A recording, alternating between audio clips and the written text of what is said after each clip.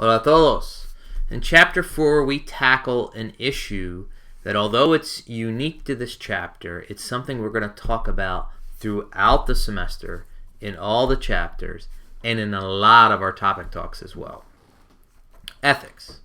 If we want relationships, if we want CLV, if we want CRM, we need to treat people right.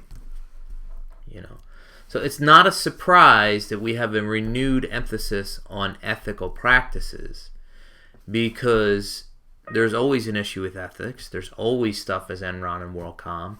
But when you're the salesperson, you are the representative of the firm. You probably are working on your own. You probably don't have someone looking over your shoulder on an hourly basis, like in a cubicle at work.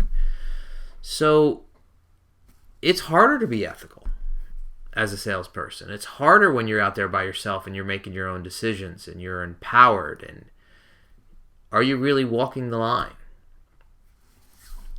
So not only do we talk about ethics, our other term is responsibility, and a social responsibility that we have to our customers, our employees, our shareholders, then suppliers, government, creditors, stakeholders, and owners, shareholders. So for salespeople, we have to talk about ethics in terms of customer and ethics in terms of our employer. So when we talk about our, we're going to walk through each one of these. So let's talk about with customers. Are we saying what we're actually delivering? Are we overpromising and under-delivering? That's unethical. Are we telling them, yes, there's no problem. Our product will last in temperatures under 20 degrees. And you know that that's not the case. But you want to just sell the product anyway. Gifts, entertainment, bribes. Some companies have an explicit policy when it comes to gifts. Walmart, nothing, nada, zero. For a long time, the pharmaceutical industry had no regulations when it came to how you could wine and dine the doctors. Now there are very, very strict limits on what you can do from an entertainment-wise or from a gift-wise to a doctor. Because these gifts or entertainment, they're not a direct bribe. A direct bribe is obviously illegal. But indirect bribes is you just build up so much favorability with a doctor that they become biased. Treating customers differently. You should treat all your customers fairly. Confidentiality. You might have 2 or 3 customers in the same industry. Hopefully you're not sharing information across customer A to customer B. That would be unethical. With employers, since you're out on your own, are your relationships with your customers and your employees, are they appropriate? Okay? When you're using company resources, the company car, the expense budget, are you using them for company purposes? Are you documenting properly? You said you made 15 calls today. Did you really make 15 calls today? So when we talk about with management, we have salespeople, company policies, international ethics. Okay? So when we talk about issues with salespeople, selling pressure is something that's going to come up again and again and again throughout the semester, particularly in our topic talks. It is unethical to provide or to do too much pressure that you make your potential client uncomfortable. This is what the telemarketers do. They specifically try to force you into a situation that the only way out of it is to buy. You feel so uncomfortable, you just want this person out of your face or out of your ear, and you just buy. Other issues: deception, lying, misleading information or clients. Abusing salesperson's rights, confidentiality, policies related to termination, i.e. poaching other customers, discrimination across employees and across departments. Okay. Company policies. Hopefully your firm has a very strong culture. Hopefully there is a particular ethical policy, which is a slide that's upcoming in a couple slides.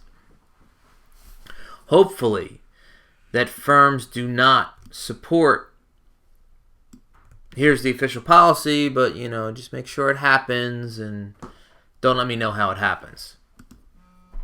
That certain behaviors are tolerated as long as no one talks about them. Okay? International. This is where things get more challenging. Okay? Because what's a cultural ethical norm in one nation might not be a cultural ethical norm in another nation. Just take women and women's rights and how women are treated. Okay? In one country, this is the ethical standard. In another country, this is the ethical standard. Let's say gifts. Okay? In one country, this is the ethical standard. In another country, in Asia in particularly, everything is gifts. When Walmart went into China, they had a very difficult time, to the point where they wore lanyards and says, I'm not trying to be culturally insensitive. We cannot accept anything. No gifts, nothing, under any circumstance. It was a very difficult thing for them to go through, because culturally, this is how business is done. It's all gifts. It's all favors. Legal issues in relationship selling. The Universal Commercial Code, yes, we've all had our business law class. We don't have to go into this extensively. But yes, there are significant legal conducts you have to relate to. The UCC related to selling, we sell contracts, we have to honor contracts. It defines who a buyer is, it defines what a sale is, it defines what a contract is. Legal issues in relationship selling, making sure how you represent the company, oral versus written commitments better match up. No implied warranties. Warranties need to be stipulated. They need to be factual. They need to be followed up. Unlawful business practices, collusion, price fixing. There's just a really big case with Apple, Google, and a couple other the tech companies where they colluded. Not on fixing prices, but on poaching employees. That Apple and Google made this agreement and said, look, you don't touch my employees, I don't touch your employees. We don't go after them. That's actually illegal. You can't do something like that. Restraint of trade. Forcing someone to do something just to keep the business relationship. Reciprocity. I buy from you if you buy from me. I do this for you, you do this for me. Obstruction. For instance, the Google Apple thing, you are obstructing employees' rights from searching and looking for their own jobs. Unlawful business practices. Price discrimination. You cannot give different clients different prices for no reason whatsoever. Now, there could be a quantity difference between two clients, and therefore the price would be different. But if there isn't any quantity or quality difference, you can't discriminate on price. Competitor defamation, that's self-explanatory. Sales management, okay? How do we encourage proper ethical behavior? Well, we have training. We have mentors. We closely manage and reward for the right behaviors. There isn't any looking the other way for things. You evaluate salespeople quickly. And you find a role model. You find that mentor. Finally, we have a code of ethics. If you go to a sales firm and they do not have a code of ethics and they pretend that they're new school, they're not new school. New school firms have a strong ethical culture and they have a strong code of ethics, and it is enforced and it's reinforced. Old school doesn't have the code, they don't reinforce, and they just care about selling. Now, even though this is all the slides I had for Chapter 4, I want to give you a couple other quick things. When we talk about ethics, usually the hard part about ethics is there's an awful lot of gray. It's not black and white. We can talk about things that are legal and illegal. That's black and white. There's a firm line in between these. But when we talk about ethics, there tends to be not that black and white with ethics. So I really like the 6 tests of ethical action. If you're a salesperson and you're out there by yourself, if you can answer one or more of these in a positive kind of way, I think you're okay. The publicity test. Would I want other people to know about this in the media? If the answer is no, you're doing something unethical. If you talk to your mentor and if you have a feeling your mentor wouldn't be happy you're doing this, you're doing something unethical. Same thing with someone that you looked up to.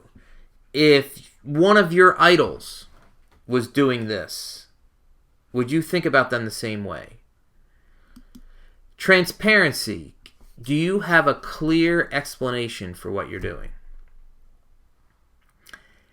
The mirror test. Can I look myself in the mirror and say, I'm okay. This is okay. What I'm doing is okay.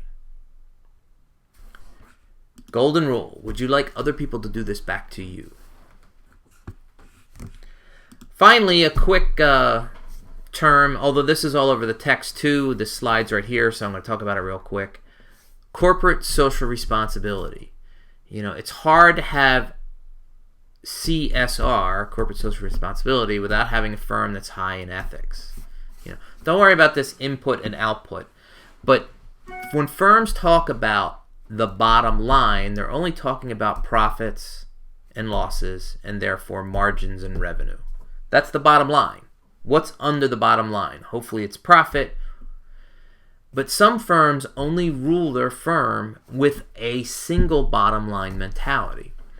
Firms that have high corporate social responsibility have a triple bottom line. They have the margin profitability bottom line. They have an environmental bottom line, and they also have a social, personal, people, community bottom line. They have 3 bottom lines. They don't have 1, they have 3.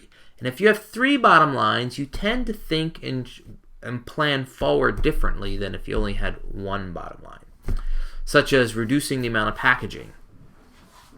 Okay? It could be the case with this triple bottom line mentality that serving multiple bottom lines helps everyone out. For instance, Pepsi said they're going to take their manufacturing plants, they own Lay's, Rolls Gold, potato chips, completely off the grid. Solar panels on the roof, and they're going to reuse the oils that they use to cook some of their food as fuel. Now, this helps the environment, but at the same time, because they're taking the plant off the grid, they save money in energy costs. So this is feeding 2 of the 3 bottom lines. Corporate social responsibility. That's a nugget or a takeaway for you. All right? Thank you for your time. If you have any questions, we'll talk about them in class. Thanks.